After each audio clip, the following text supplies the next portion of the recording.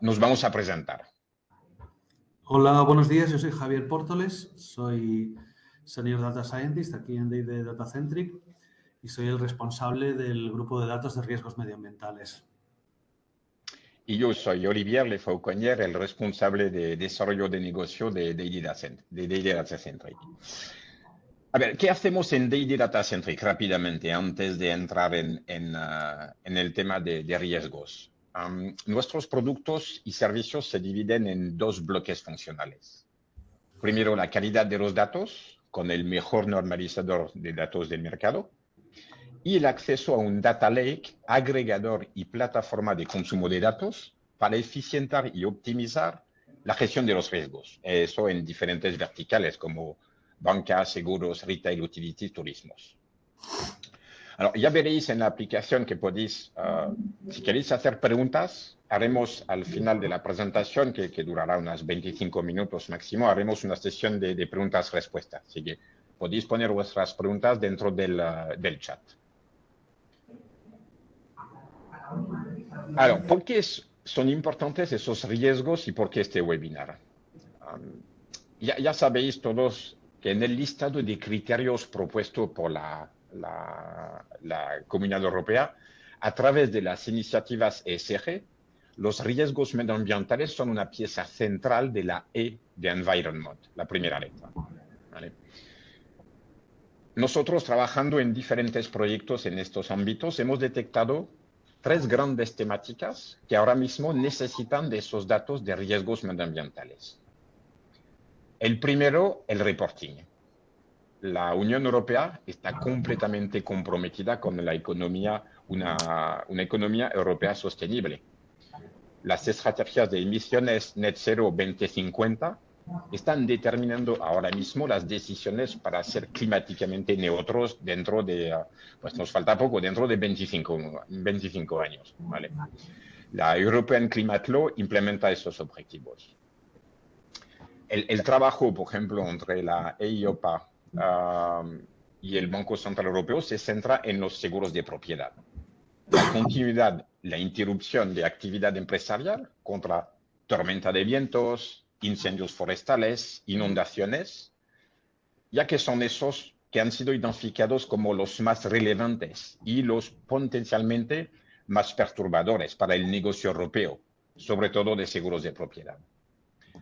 Hay otros dos ejemplos que hemos visto de actualidad muy importante para el uso de esos datos a nivel de reporting, son los diferentes escenarios de estrés impuestos por el Banco Central Europeo y la actualización de los cálculos de la valoración de garantías en el nuevo CRR o el Cash Reserve Ratio. La segunda temática es la propia gestión de los riesgos en una empresa. Por ejemplo, solo una cuarta parte de las pérdidas actuales por catástrofes climáticas en la Unión Europea están aseguradas. Luego, los reguladores esperan obviamente un aumento del valor de las primas y que las medidas de adaptación y mitigación desempeñarán un papel crucial en la reducción de los niveles de riesgos en el futuro. Pues entonces, ¿qué pasará si se mantiene esta dinámica? Pues que puede perjudicar la asequibilidad y la disponibilidad a medio y largo plazo de todos los productos de seguros. Podemos hablar también de los propios riesgos físicos para la financiación de obras nuevas, pisos, hoteles, y la exposición a infraestructuras turísticas, flujo y desplazamiento de turistas.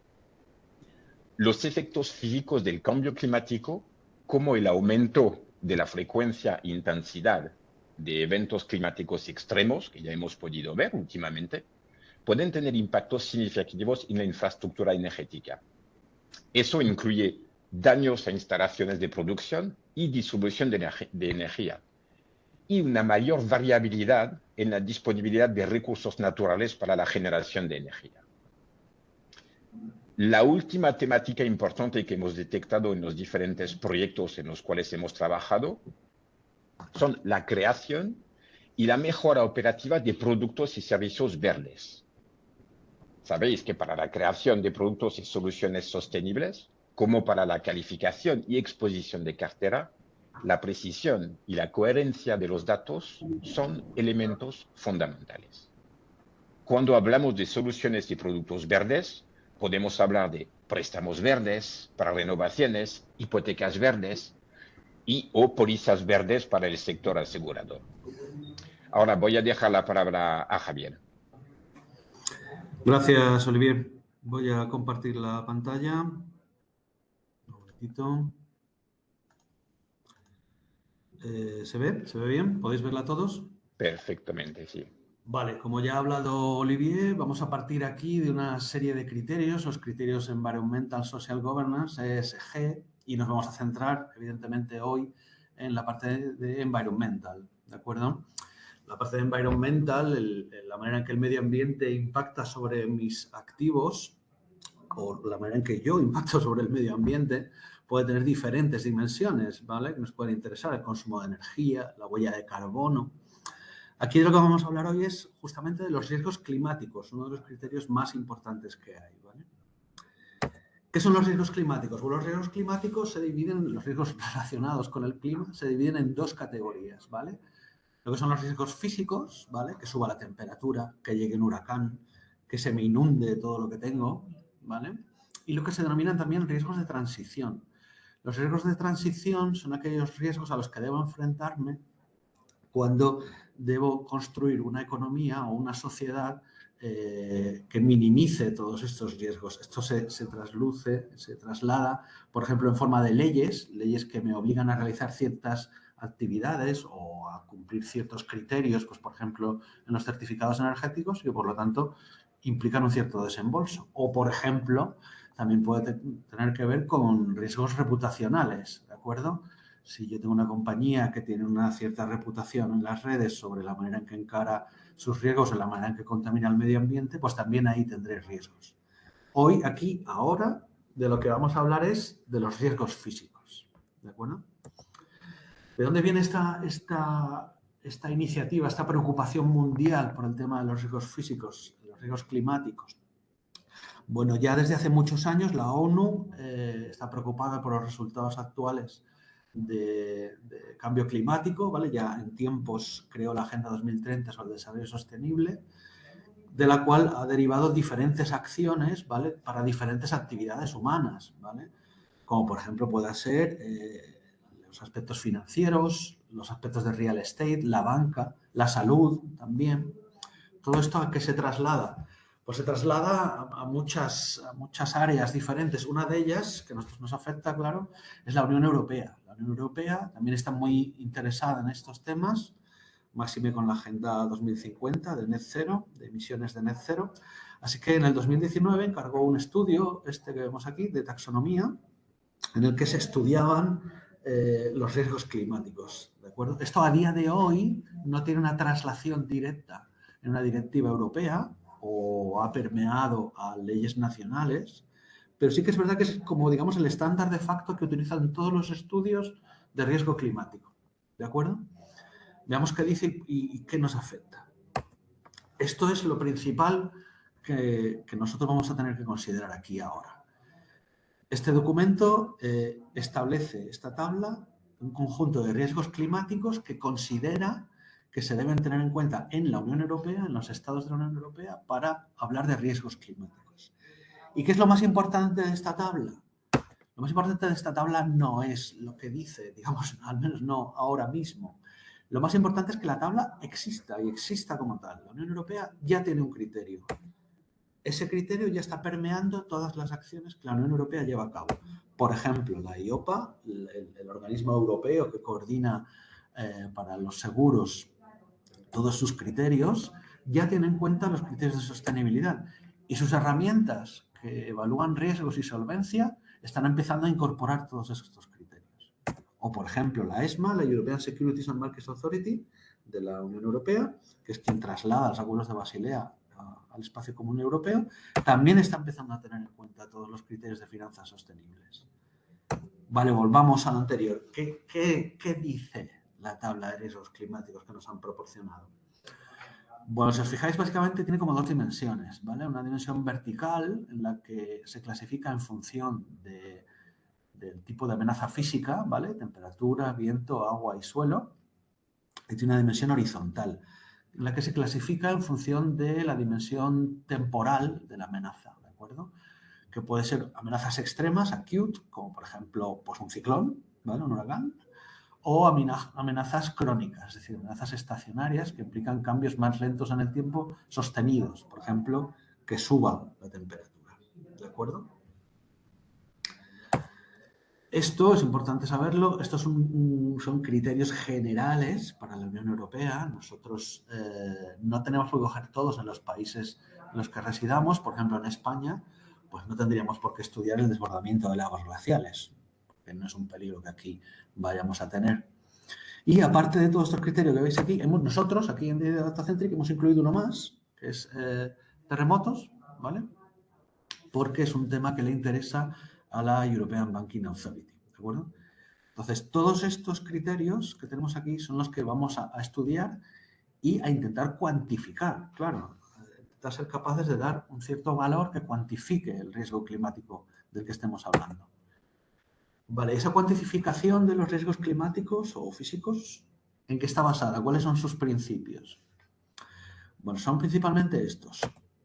Uno, esto es importante, cuando hablemos de riesgos climáticos, hablamos de clima, ¿vale? No de meteorología, no meteorológicos, no a corto y medio plazo. Aquí no estamos hablando de si mañana va a llover o de si pasado mañana va a hacer calor. Estos son criterios de clima. El clima es una cosa que necesita de muchos años para expresarse, ¿de acuerdo?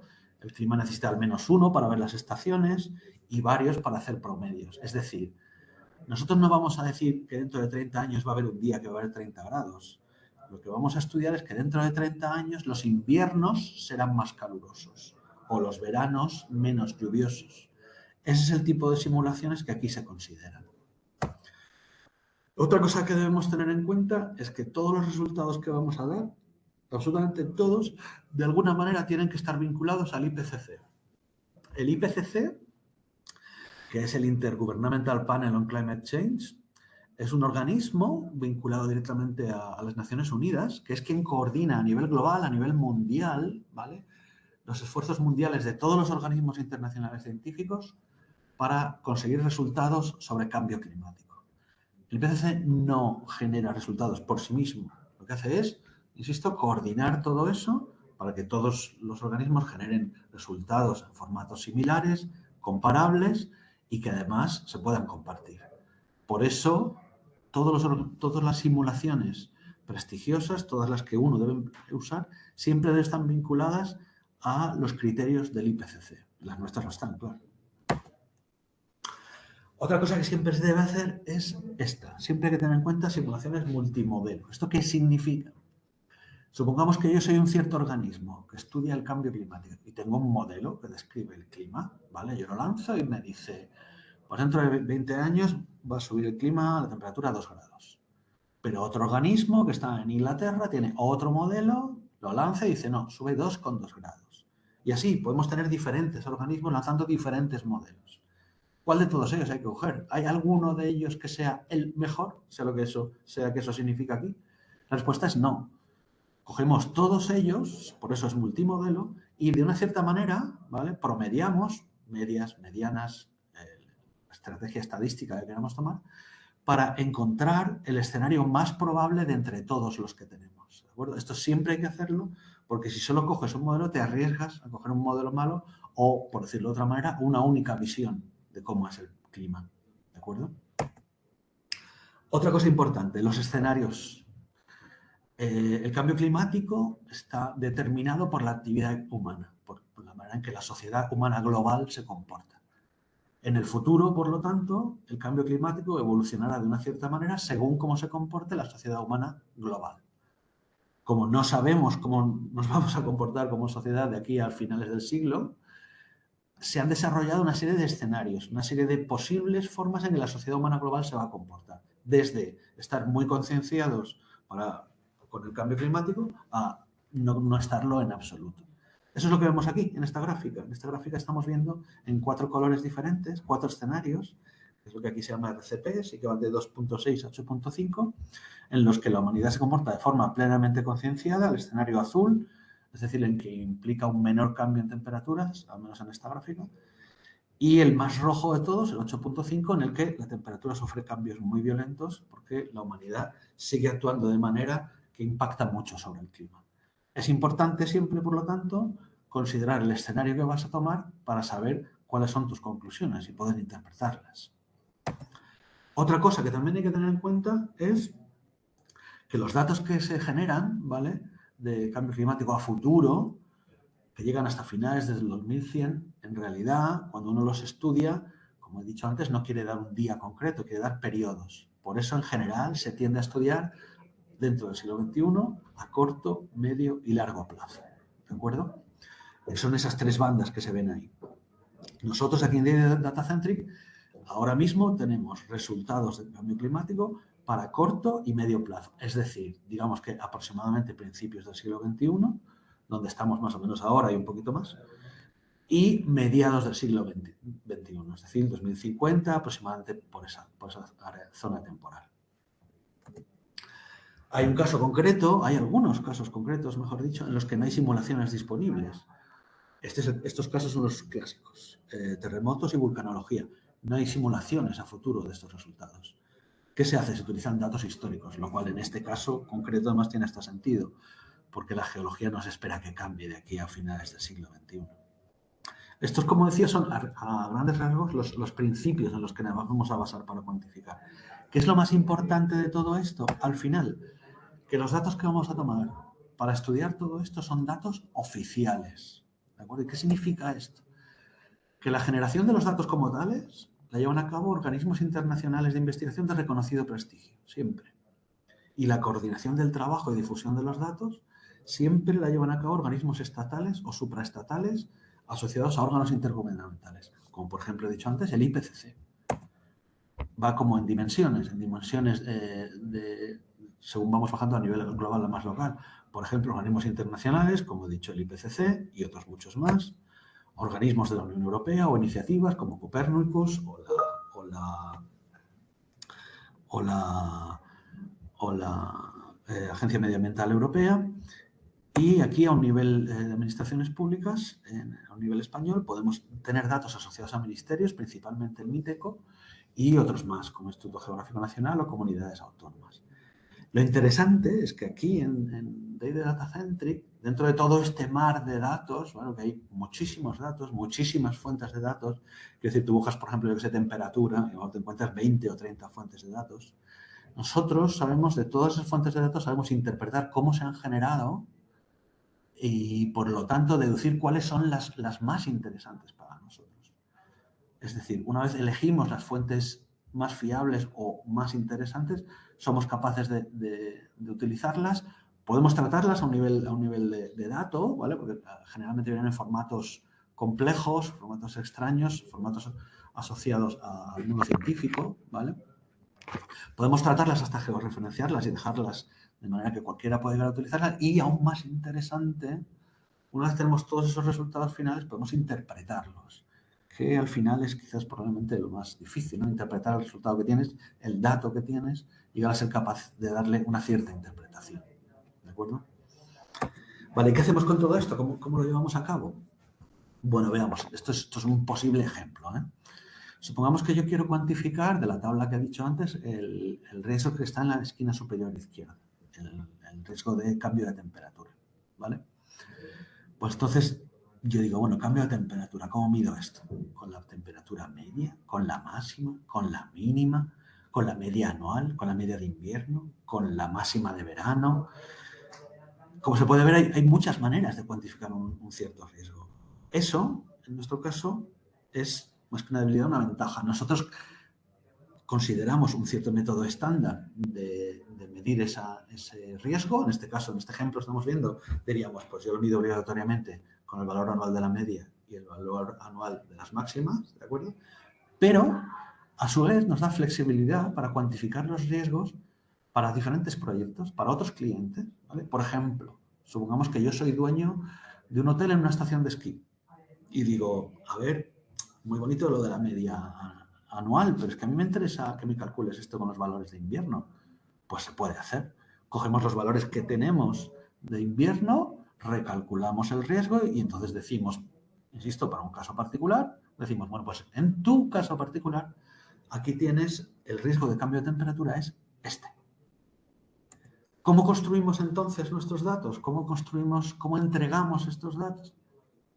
Pues lo que hacemos es, dados ciertos 3 índices, como por ejemplo esos que hay ahí, pintados de forma vertical, somos capaces de dar un índice agrupado para el riesgo, en este caso el de cambio de temperatura.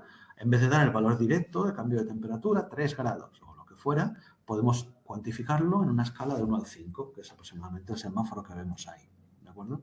Desde 1, poco preocupante, hasta 5, muy preocupante, ¿de acuerdo? Esto podemos hacerlo con cualquier riesgo y podemos incluso llegar a dar una cuantificación final, llamémosla promedio, aunque no tiene por qué ser así, de todos los crónicos. E igualmente podemos hacer con todos los riesgos extremos, calcular lo que valen y hacer un promedio. Incluso un cierto cliente, ¿vale?, puede decir, mira, a mí no me des ningún riesgo concreto. Dame para un cierto sitio que yo te digo, dame el riesgo físico final. ¿Vale? Pues agrupamos todos ellos, los acumulamos de una cierta manera y lo damos. O no. O un cierto cliente puede decir, vale, dame el riesgo final, pero dame también un índice de sequía. Pues nada, también se da. O no. O dame todos los índices y yo calcularé lo yo que quiera. También se pueden dar. O todos los valores con los que lo calculamos originalmente. O, como he dicho antes, se pueden cambiar los criterios si alguien lo quiere. No, a mí dame esto calculado de esta manera concreta. Pues también podemos hacerlo. ¿De acuerdo? Veamos para terminar un par de ejemplos de cómo se traduce todo esto al final, en la vida real, qué tipo de utilidad tiene. Esto que vemos aquí es un ejemplo real. Yo he pintado aquí todas las referencias catastrales que tenemos de la provincia de Huesca y he pintado, digamos, un poco violentamente para que se note que el riesgo de cambio de temperatura, tal y como lo he pintado para este ejemplo, es mucho más violento para el norte de Huesca que para el resto. ¿De acuerdo? ¿Esto qué significa? Que si yo tengo un negocio asociado a la temperatura, o sea, asociado a la nieve, en el norte de Huesca, es decir, estaciones de esquí, me interesa conocer esta información porque me están diciendo que hay un elevadísimo riesgo de que suba la temperatura, de que suba la cota de nieve y de que haya menos nieve. ¿De acuerdo? Luego están las acciones que yo tome. Puedo poner cañones, puedo tirar de más agua, bueno, eso ya es otra cuestión. Pero lo interesante es conocer todos estos riesgos para prepararte. ¿De acuerdo? Un ejemplo más. Los incendios en España, los incendios forestales. Esto no es un incendio en tu casa o en tu cocina. Los incendios forestales, ¿vale? Aquí, como he puesto aquí a la derecha, ¿vale?, vemos 3 cosas: riesgos físicos, social e IUF. ¿Qué significa esto? Pues los riesgos físicos son evidentes, ¿no? ¿Dónde hay más riesgo de que algo se queme? Pues donde haga más calor, donde haya menos agua, parece bastante evidente, ¿vale? Sin embargo, si vemos este mapa es propio del Ministerio de Transición Ecológica, del MITECO, y nos muestra la densidad de incendios por municipio español. Como se puede ver, en España lo que arde, básicamente, grosso modo, es Galicia y Asturias, ¿vale? ¿Por qué? Porque la gran mayoría de los incendios en realidad no se deben a causas naturales, se deben a causas humanas, a que son provocados, vaya, ¿de acuerdo? O también por negligencias, pero bueno. Entonces, claro, esta información también es muy importante. Conocer la distribución de los incendios en España debido a las características sociales de España, ¿vale? A las características socioeconómicas de cada comunidad autónoma. Es por eso porque tenemos un índice extra, que es el que aquí he denominado social, ¿vale? E incluso tenemos una tercera dimensión que explorar, lo que yo he denominado ahí IUF, que no se da en toda España, ¿vale? Solo en ciertas provincias y en ciertos desarrollos urbanísticos de ciertos municipios, que tiene que ver con el hecho de que ciertos sitios, la manera en que están creciendo naturalmente los municipios, es imbricando mucho sus casas unifamiliares o sus urbanizaciones dentro de bosques, ¿vale? Están rodeados de pinares, de diferentes sitios con árboles. Entonces, esos sitios que en España tienen un riesgo extremo, evidente, añadido, porque ahí un incendio forestal puede llegar a ser preocupante, bueno, tanto para vidas humanas como para las propiedades que hay allí asociadas, ¿de acuerdo? Entonces, esa es otra posible dimensión que a mí también me puede interesar a la hora de estudiar los posibles incendios en España. ¿De acuerdo? Y bueno, esto es prácticamente todo lo que os quería contar. Lo más interesante de todo esto, como os decía, es, por un lado, tener en cuenta que la Unión Europea está muy preocupada, como ya sabréis, por otra parte, con todo esto, ya empieza a tener criterios, y por otra, en que aquí en DD Data Centric tenemos datos rigurosos y serios que nos permiten cuantificar todos estos riesgos. Gracias por todo. Muchas gracias, Javier. Muy interesante, como siempre. Nosotros en Data Data Centric tenemos obviamente soluciones de consumo de datos y muy enfocados en datos de riesgo.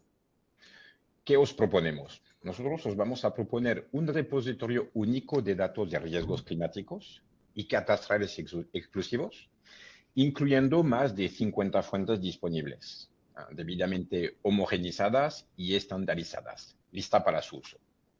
Estamos hablando de una tecnología cloud ideal para su consumo, siendo escalable y ágil.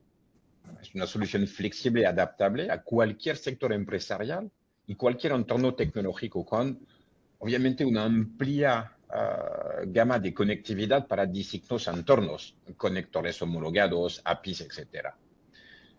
Y muy importante, un equipo de expertos en datos climáticos liderados por Javier, que nos permiten estar alineados y al día con los criterios regulatorios a nivel europeo y poder, como ya os ha comentado, saber ponderar la importancia de un riesgo para cada caso de uso empresarial, que eso es una parte muy importante.